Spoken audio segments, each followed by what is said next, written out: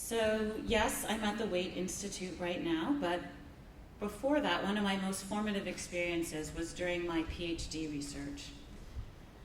These photos are to me why we're here. As part of that research, I interviewed over 400 individuals, fishermen and scuba instructors on Curacao and Bonaire, including a 70-year-old fisherman who was the spearfishing champion of Curacao in 1960. Here are photographs of him in 1969 with a Goliath grouper and a string of other groupers that he caught just freediving with a snorkel right offshore. By the time I got to Curacao in 2009, these photos on the bottom show you what spear fishermen with a full day of scuba diving were able to catch, mostly herbivores and small fish. That is a dramatic change within our lifetimes. But perhaps the most notable anecdote from that experience for me was listening to a 15-year-old fisherman. I asked him, how does your catch compare with that of previous generations?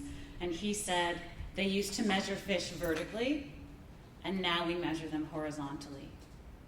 And that, to me, was my inspiration for committing my career to addressing overfishing and deteriorating coral reef ecosystems and the detriments of all of that for coastal communities. So over the last decade, I've had the opportunity to see ocean conservation from many angles. I've worked at the EPA, in academia, at NOAA, for a foundation, and now I lead a nonprofit. I've worked in policy in DC with primary school students, at a grassroots level, with artists, with filmmakers, and with heads of state. Because of my belief in the importance of having a diverse perspective, I have made it a point to seek out these experiences.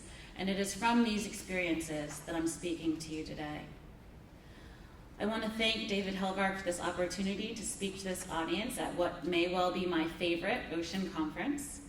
I also wanted to thank Congressman Kurt Clausen for joining us today, an avid scuba diver who I met diving in Bonaire, who represents Florida and who is inspired to run because of the degradation of the Everglades and coastal pollution. So if there's anyone here from Ocean Champions, go find him before he sneaks out the back door. And I'd be remiss not to mention my science parents, Doctors Jeremy Jackson and Nancy Knowlton, without whom I certainly wouldn't be standing here. It's also an honor to be sharing the stage with speakers Dr. Sullivan and the Admiral. I had the opportunity to work at NOAA, and I really value the science-based policy making that's going on out of that agency. And I'm hearing from my PhD advisor, Dr. Jackson, that the NOAA Scientific Advisory Board has been reinvigorated, and that's really wonderful news. So please let me know how I can support your efforts. In particular, I'm interested in thinking about how we can coordinate on standardizing coral reef monitoring in the Caribbean. There's a lot of great work going on down there. And obviously, laws on paper mean nothing without enforcement. So it's great to be sharing this keynote session with the Admiral as well. And I hope that at some point I can foster collaboration regarding enforcement in the Caribbean. For both of your agencies, you play a leading role in implementing the National Ocean Policy. I worked in NOAA's Office of Policy and at NOAA Fisheries while the implementation plan was being drafted. And I can attest to the amount of blood, sweat, and tears, late nights, and long weekends that went into getting 27 federal agencies to collaborate and reach consensus on how to implement a national ocean policy. From that perspective, unfortunately, I can also express my disappointment that a lot of the important details, for example, which agencies were responsible for carrying out which actions, didn't make it into the final public version. That accountability was an important part of the drafts. But it's great to see that regional planning, what we at Waite call ocean zoning, because yes, there are certain places where you shouldn't be able to do certain things, that regional planning is moving forward with the regional planning bodies. And I encourage both of you and your agencies to redouble your efforts to fully implement the National Ocean Policy. And thank you so much for your efforts so far on behalf of our nation's waters. Speaking of important documents, I hope you're familiar with the report, The Status and Trends of Coral Reef Fisheries from 1970 to 2012, Because of this report that was released last year by the Global Coral Reef Monitoring Network and the IUCN, led by Dr. Jeremy Jackson, we know definitively what needs to be done to repair coral reefs. This report was co-authored by 90 scientists analyzing data from 35,000 surveys of Caribbean reefs conducted over 42 years, showing that coral has declined 50% since 1970 in the Caribbean. But it also showed that if we protect key herbivores like parrotfish and urchins so that they can eat algae off of coral reefs, if we control coastal pollution and construction, then we can put Caribbean reefs on the mend. It is based on my reading of the scientific literature, on what I learned in my time at NOAA, at Scripps Institution of Oceanography, and at the Waite Foundation, and at gatherings like these, that over the last 2 years I have led creation of the Waite Institute's Blue Halo Initiative. This is now the primary focus of the Waite Institute. We partner with governments and communities as they envision, create, and implement sustainable ocean management. Our recipe for ocean conservation has 3 main attributes. It's comprehensive, it's science-based, and it's community-driven. This is what that looks like to me. This is a photograph of me sitting on the side of the road in Barbuda with a few different fishermen, customs officer, fisheries officer, enforcement technologist, and a computer programmer and mapping expert, talking with them all about what they would like to do with their waters. Community-driven isn't just a term we use. We really mean it. When I was working in Barbuda, I lived there for 8 months over the course of a year and a half. We went through 7 rounds of community consultations on various draft policies, 5 additional rounds of consultation with fishermen, 22 meetings with local government, a stakeholder committee was formed that met several times, and I conducted interviews again with over almost 100 stakeholders. Projects like these are not about conservation in the sense of setting areas aside and keeping people out. They can't be. It's about enabling thriving coastal economies. It's about the triple bottom line of using ocean resources in a way that is sustainable, profitable, and enjoyable. It's supposed to be fun.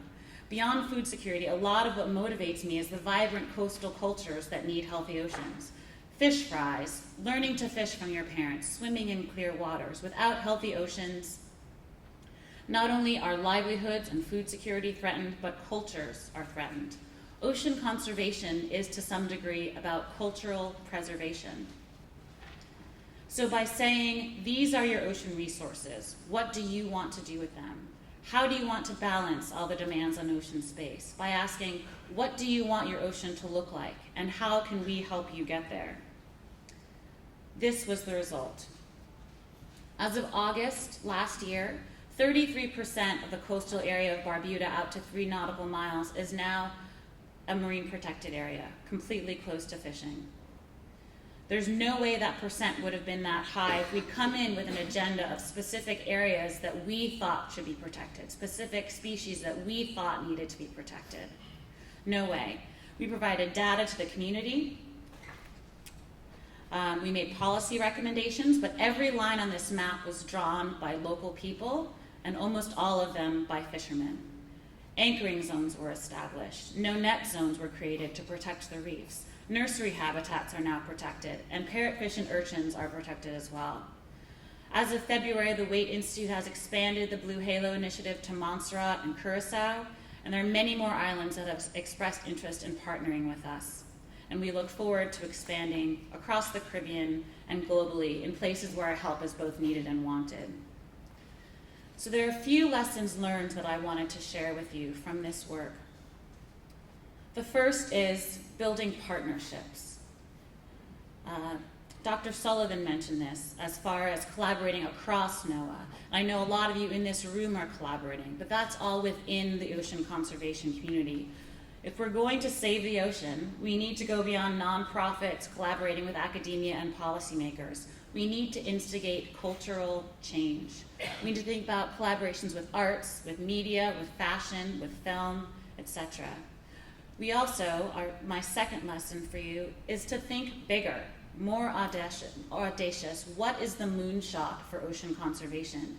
That's what gets people excited. Thinking about comprehensive ocean zoning of entire exclusive economic zones as opposed to single and small protected areas is the approach that we're taking and that we hope scales. Another lesson is to ditch the ego. This is a lesson it took me a little while to learn personally. Coming out of academia, it's so important to get credit for the work that you do. That's not the case in conservation. Conservation is about doing whatever it takes behind the scenes to make sure that the work gets done. Whether that's ghostwriting speeches or op-eds, going to the store to buy scotch tape to put up flyers for community meetings, organizing catering, writing rap songs with kids so that they can perform them for their parents and teach their parents about how exciting it is that parrotfish poop sand. That's what gets ocean conservation done in the end. The fourth lesson is triage.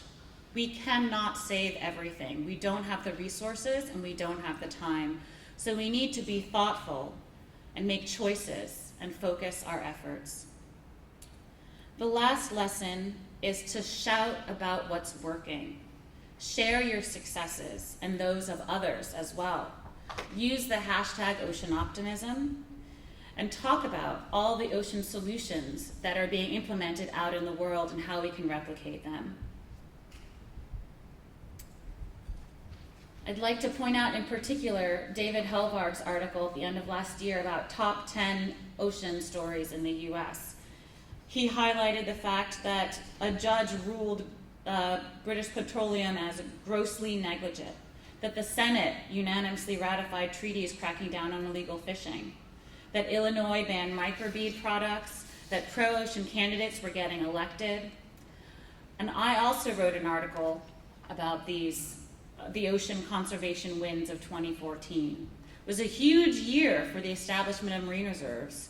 Kiribati, Palau, the Cook Islands, the Pacific Remote Island National Monument. World leaders were gathering to focus on ocean issues at the State Department and in The Hague. Shark Week viewers for the first time turned towards conservation. Most of the coverage of that week was critical. In Australia, the shark culling resulted in massive widespread protests of that bizarre and irresponsible policy. Ocean zoning is gaining traction. Now over 30 countries are using ocean zoning as a management tool. The US West Coast ground fishery recovered from overfishing. The Clinton Global Initiative has now joined Team Ocean with a program focused on oceans.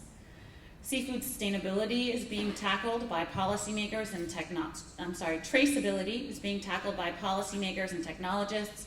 Plastic pollution is getting sustained attention, and local efforts to combat ocean acidification are increasing, with Washington State leading the way and Maryland and Maine on their tails. I wrote this article listing the conservation wins of last year on Christmas Eve, much to my mother's chagrin, when it became clear that no one else was going to write it. It's the most shared article I've ever written, even more than when Virgin Unite and Sir Richard Branson himself, from his personal account, were promoting a blog post that I wrote about how parrotfish are flamboyant, sex-changing, algae-eating, sand-pooping coral reef heroes. All that is to say, people are eager for good news. So let's share it. We have some. And let's create much more and bigger good ocean news together and with new collaborators. It's time to get creative. We can use the ocean without using it up. And it seems that now the tide is in our favor. We must not squander that. Thank you.